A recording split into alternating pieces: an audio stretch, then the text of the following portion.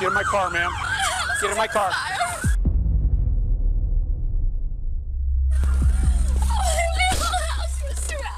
Tell me it's just this neighborhood. No, it's not. It's the whole hill.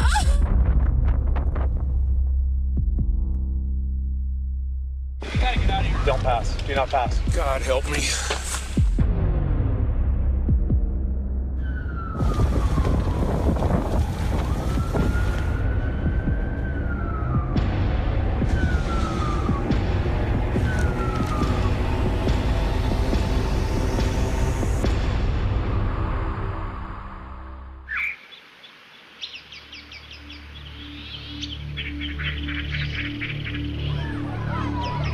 It was just typical Sunday. Kids did soccer.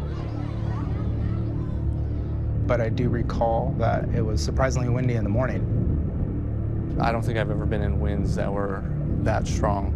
Damn, this wind. Started work at 3. My partner looks at me and says, you know, it's gonna be a bad night because of the wind. Little do they know, this unusual wind is carrying something with it as it passes over the rolling hills of wine country. I got out of the downtown area up onto the freeway and saw the glow up on the hill. Hear that? That's something on fire.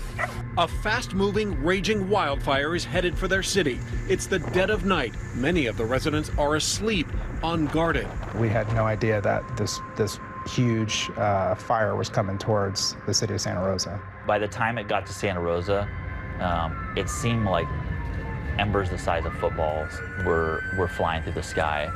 The fire just seemed to be exploding everywhere you looked.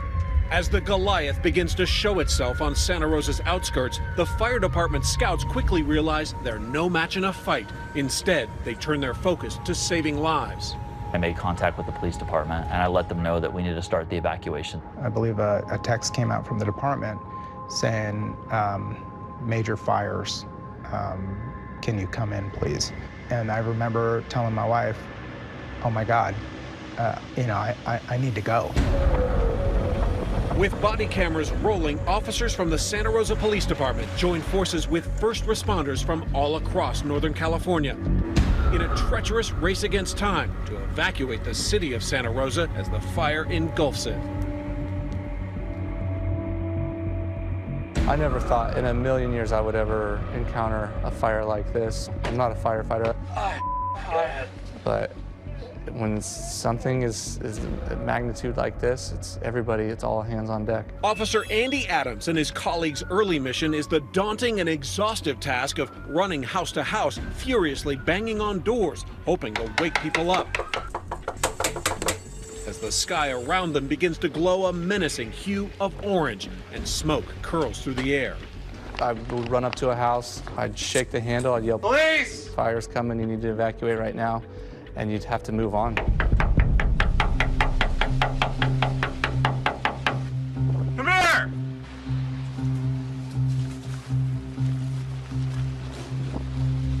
I don't know where she went. Okay, you guys need to get out right now. Right now. I would have expected the urgency from people to be a little bit more. I was getting frustrated. It's time to go right now because I'm leaving. Okay. Your family's in there? Yeah, we have other people. Well, go get them. He's got his wife and their son. Where? He's getting in the car right now. I just don't think people quite realized the magnitude of what was happening in the moment. We were finding residents asleep. We were finding people still in their homes, people unsure of what exactly to do. Hello? So, what's your plan? Just in here with a hose. You're gonna fight it out? I'm gonna fight it out. You sure? Yes. Okay, is there anybody else here with you? My wife are the only ones here. Do you want me to get your wife out of here? No, she's all right. This is chaos out here. Where are you gonna go? We could get her where she needs to go. Well, But he's gonna stay and fight. He doesn't want his wife to leave. right here. Sir, you're going to put a lot of people in danger. The fire, one row house is over. It's coming at us. You guys are being very straightforward and professional with him, but what are you thinking in your mind? My thinking at the time was, I don't know what the fire is going to be like when he needs to be rescued. You just got to get out of here. It is one street Like over, right sir. now. Like I'm leaving now because I got to save myself and go save other people. Later, Adams learned that the man and his wife fled. As the flames approached their house, they would lose everything. Yeah. As the police officers and firefighters continue their desperate mission, embers begin raining down from the sky. The fire is upon them. I remember driving by police officers and police cars and seeing fire on both sides of the road, fire surrounding us. The fire does not know mercy. Its only purpose is to churn forward and consume anything in its path. It was literally structure after structure after structure burning. Thousands of structures all on fire within a matter of hours. Officer Orlando Macias is dispatched to one of the city's retirement communities, nestled in the burning hills. He arrives to a multitude of helpless faces peering out from the darkness. The power's out everywhere. And I remember I walked into the lobby of this facility and there's just a sea of elderly folks.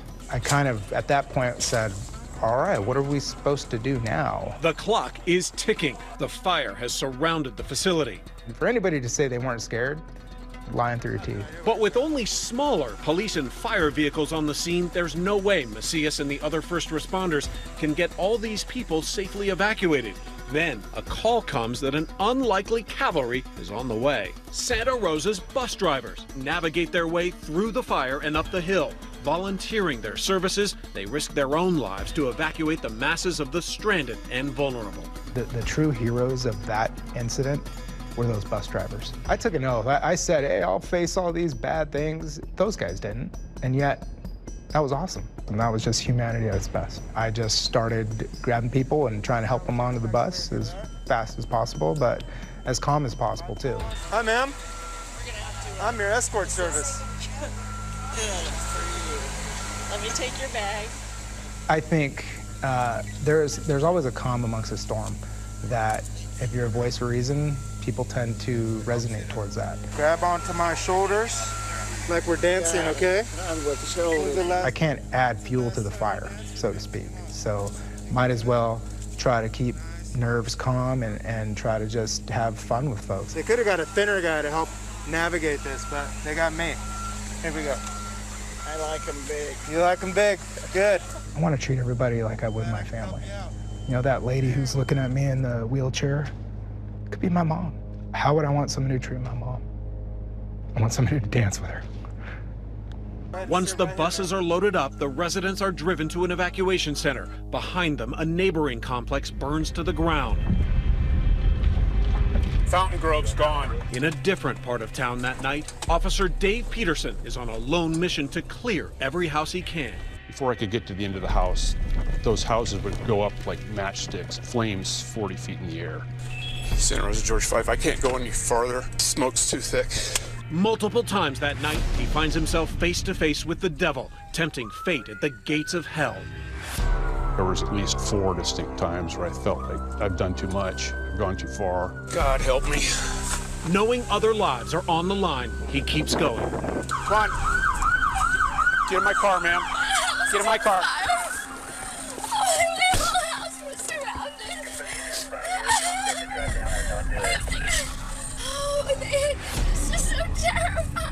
Peterson manages to get the woman and a group of other evacuees safely to a sheriff's station. Can I put 4 evacuees in your lobby till the rides get here?